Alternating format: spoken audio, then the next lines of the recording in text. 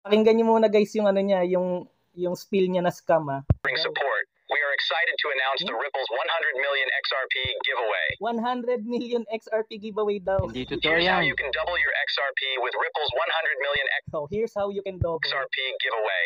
Look for the QR code at the top right corner of this video and Diba? Yun yung sinasabi ko sa inyo kanina. scan it. It will direct you to our official website where you will find an address. Send a minimum of 1,000 XRP and a maximum of 500,000 XRP to the address listed on the website. Diba? Hiyang-hiya naman ako sa'yo. Hi everyone. Gusto ko lang i-share itong video na to. Importante to para sa lahat ng mga XRP holders na kagaya ko. Nire-record natin tong video na to. November 14, 2023, Tuesday, 10:48 AM Manila time. Guys, may nahuli ako na scammer na YouTube advertisement.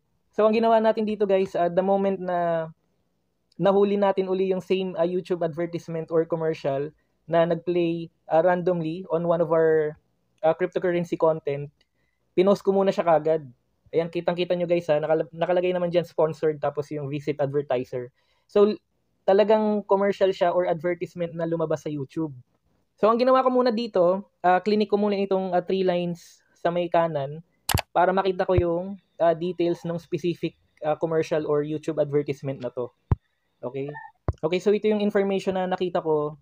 Nakalagay dito, may ad center, block ad, report ad, and then customize more of the ads you see. Now, dito sa part na about this advertiser, makikita nyo dito, advertiser has not verified their identity yet. Okay? Yung advertiser na nakikita natin dito, Rich Horse Technology Limited, location in Hong Kong. Okay? And then, kapag ka-clinic nyo yung maliit na question mark sa may gawing kanan, magpo-provide pa yan ng additional information. Ayan. So, makikita natin dito, to be verified on Google, advertisers must complete an identity verification process which requires legal documentation of their name and location. Okay? Dito pa lang, kung hindi ka talaga vigilant or yung talagang ina-apply mo yung critical thinking, kung sakaling nauto ka ng ad na to, magsisend ka ng XRP dun sa wallet address na yon, wala nang babalik sa yung XRP. So for me guys, alarming and concerning ito kasi based dito sa information na nakita natin, ayaw niyang malaman yung identity niya. Kasi nga, based on my research guys and yung mga time and motion na na-capture ko, scammer talaga to. Ang concern ko kasi dito, alam naman nating lahat na kapag ka YouTube, pagka mga advertisement or commercial, basta sa YouTube lumabas, Siyempre yung impression natin dito, legitimate platform. So walang scammer dapat sa YouTube na mga advertiser. Pero itong instance na to, ni-research ko talaga muna lahat ng mga sinasabi ko ngayon para magkaroon ako ng enough evidence sa mga claim ko na itong specific commercial or advertisement na to, scam to. Okay, now dito naman sa part ng video na to guys, ang gagawin ko, nakikita nyo yung Brad sponsored one video. Pag clinic natin yan, mararoute naman tayo doon sa additional information from the advertiser. Kaya pakinggan nyo yung reaction ko dito sa mga nakikita ko. Lakasan ko guys Grabe oh.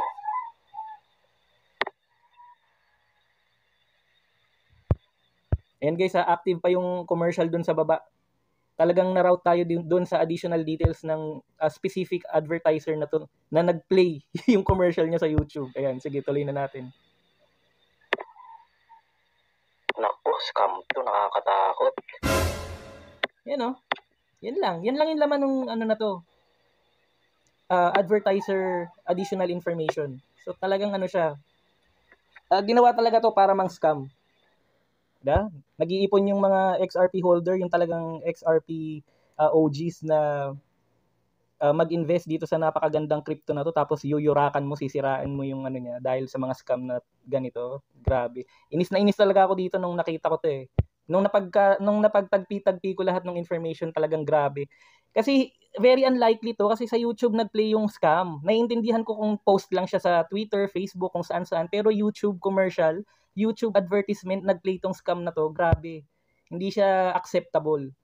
Paano na lang kung yung nanonood hindi critical mag-isip, 'di ba? Uto-uto. 'Di ba? Nauto. O kaya hindi mo rin masisisi kasi ang galing ng pagkakaano nito eh. Tapos guys, na-observe ko dito, habang in-investigate ko to, yung pilantik ng labi niya, hindi talaga to yung exact words na sinasabi ng video na to. Okay? Ipapakita ko to mamaya by the end of this video. Pero ang ginawa dito, minute itong video na to, and then gumawa siya ng spill para dito sa scam na to. Yung aim talaga mang scam ng XRP. And then, inedit niya tong video para i-upload dito as an advertisement for YouTube. Okay? Within less than a minute, Ayan, no? you will receive back double the XRP that Within less than a minute, he will reserve double the XRP you sent. Hindi na babalik sa'yo yun. Niloloko you sent to the same wallet you sent from. This giveaway is our way of giving back to the community that has stood by us. Oh, our way of giving back to the community. Our way to steal our XRP. Believed in our vision and held XRP through thick and thin. We are here. Saka guys, ano to? Identity theft to. Si Brad Garlinghouse pa na CEO ng XRP yung ginawa niyang binalahura dito. Scammer talaga. Because of you. And we want to ensure that you share in our success. As we continue to unlock new potentials and reach new frontiers. Kung napapanood nyo tong video na to guys, i-share nyo sa mga kaibigan nyo, sa mga kung anong merong social media handles kayo, kung holder kayo ng XRP. Grabe. Dapat ma-raise yung awareness dito sa scam na to. Hindi dapat to nangyayari. Ako naman sa end ko, pagkatapos kong ma-investigate and makalap lahat ng mga proof na meron ako, ang gagawin ko dito, i-report ko to sa kasi meron namang may report as scam na option dito sa guys, sa merong report as scam option dito sa wait lang guys ito, katulad nito sa Ripple website, nag-check na ako. Kita nyo dyan walang kahit anong giveaway sa mismong Ripple website. Walang announcement na na nagpapag-giveaway sila ng XRP. Pag nagpunta tayo sa CoinMarketCap website, search nyo lang yung XRP. Nandito yung website ng Ripple XRP. Okay? So, dito tayo mapupunta. Ayan. So, ito yung legitimate website ng XRP. Pwede siyang i-pull up directly from CoinMarketCap website para sure na legitimate yung website na ina-access natin.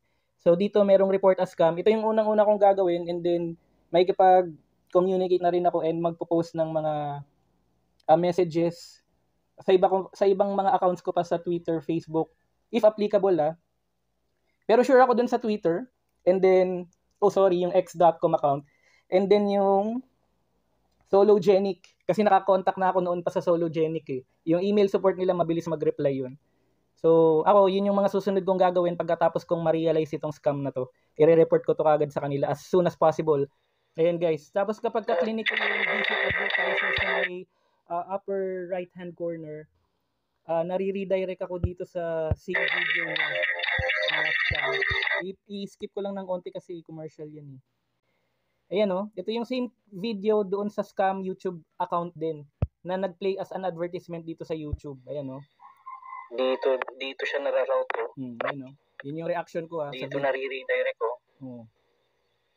Dito sa YouTube channel na to na most likely scam to. Yari tayo dito.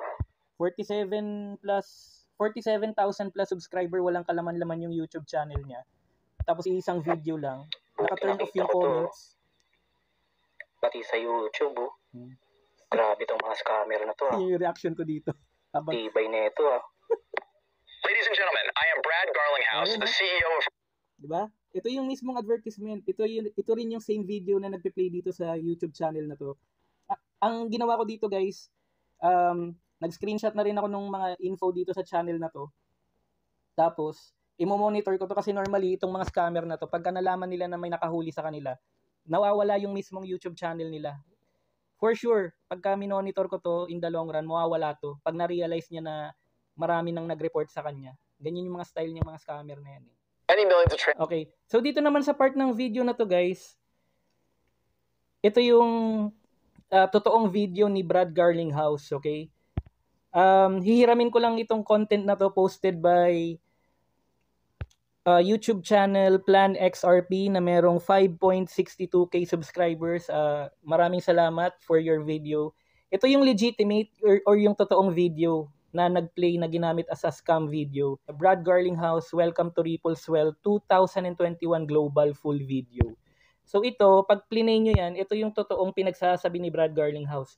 Pag kinompare nyo yan, dun sa scam na commercial or YouTube advertisement, makikita nyo talaga na yung pilantik ng labi niya, ibang-iba dun sa sinasabi dito sa totoong video. So ayan ito yung totoong mga We're also going to have customers and partners of Ripples. I-play lang natin sa may pinakauna. Kahit yung nasa 1 minute 20 seconds. Ayan Good afternoon, good evening, good morning to everyone. I'm Brad Garlinghouse. I'm the CEO of Ripple. And I am incredibly excited to welcome you to our 5th annual Ripple Swell Global and our 2nd virtual event. It really is an honor and frankly a privilege to have you with us today. I'm looking forward to 2 incredible days of presentations, fireside chats, panels, and more from leaders such as the CEO of FTX, Sam Bankman-Fried, the chief economist at Allianz. Guys, medyo matagal na to before yung sa FTX, alam naman natin yung kay Sam Bankman-Fried. Itong nangyayari na to, kaya na-mention si Sam Bankman-Fried. Ang ganda pa ng image ng FTX by that time, sa mga panahon na to, matagal na to. Kaya okay lang yan. Mohamed El-Arian, the CEO of Alliance for Innovation Regulation, Joanne Barefoot, as well as the former CFTC Commissioner, Brian Quintenz. We're also going to have customers and partners of Ripples, including Asimo, Neum, People, Modular, and Tranglo. Each of them will be sharing their experience and insights working with Ripple and their experience working with RippleNet. The spirit of Swell is not one defined by being in person or being virtual, but rather the conversation of where we are and the conversation about what's possible. As the world moves at an increasingly fast pace to a crypto-enabled future, I want to take a step back first and look back to October 2017, our very first Swell. Ayan guys, so more than 1 minute 20 seconds na. Walang-wala talaga to dun sa napanood natin kaninang scam video.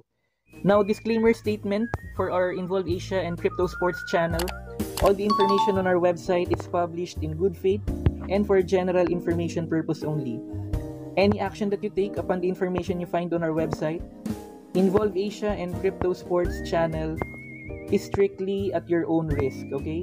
So more fruitful gains everyone. I'll see you again on our next vlog.